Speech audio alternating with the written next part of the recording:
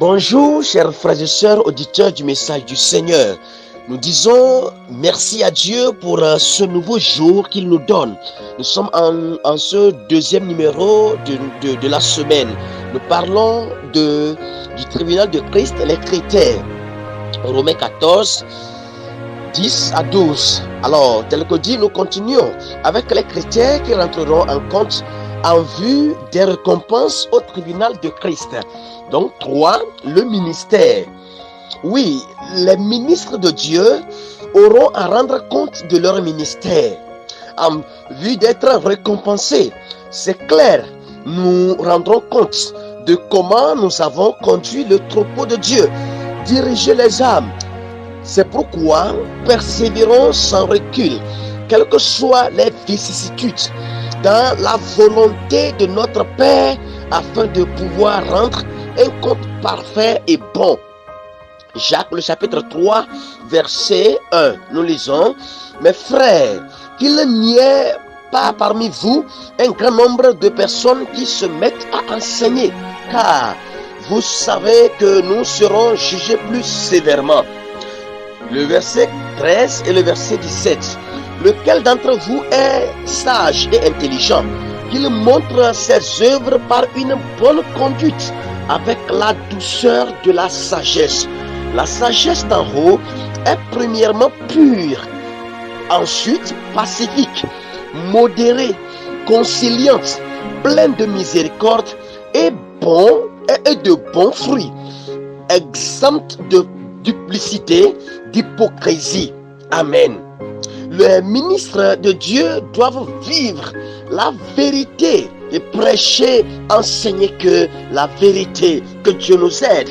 Acte le chapitre 20, verset 26 au verset 27. C'est pourquoi je vous déclare aujourd'hui que je suis pur du sang de vous tous, car je vous ai annoncé tout le conseil de Dieu sans en rien cacher. Ensuite, 4. L'exercice des dons spirituels. L'exercice des dons spirituels, c'est encore un autre critère qui rentrera en compte. Nous serons également récompensés en fonction de comment nous avons fait l'usage des dons qui nous sont légués par pure grâce. 1 Pierre 4, 10 à 11. Comme de bons dispensateurs des diverses grâces de Dieu, que chacun de vous mette au service des autres le don qu'il a reçu. Si quelqu'un parle, que ce soit comme annonçant des oracles de Dieu. Si quelqu'un remplit un ministère, qu'il le remplisse selon la force que Dieu communique, afin qu'en toutes choses, Dieu soit glorifié par Jésus-Christ, à qui appartiennent la gloire et la puissance au siècle des siècles. Amen. 2 Timothée 1, 6 à 7. C'est pourquoi je t'exhorte à ranimer le don de Dieu que tu as reçu par l'imposition de mes mains. Car ce n'est pas un esprit de timidité que Dieu nous a donné, mais un esprit de force, d'amour et de sagesse. L'apôtre va exhorter Timothée. Bien sûr, l'apôtre Paul va exhorter Timothée parce qu'il savait que l'on rendra compte de cela. L'on rendra compte de comment il a exercé le don qui lui a été conféré.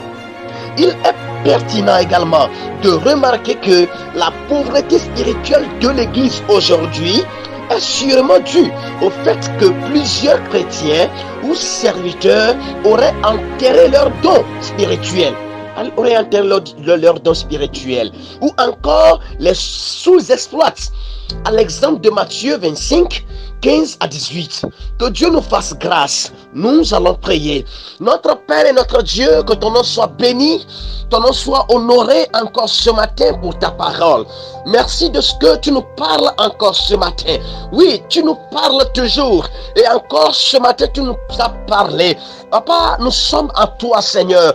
Aide-nous par ton esprit. Oh, aide-nous, Seigneur notre Père. Au nom de Jésus-Christ de Nazareth. Amen. Chers frères et sœurs auditeurs, que Dieu vous bénisse. Passez une très excellente journée. Nous continuons demain.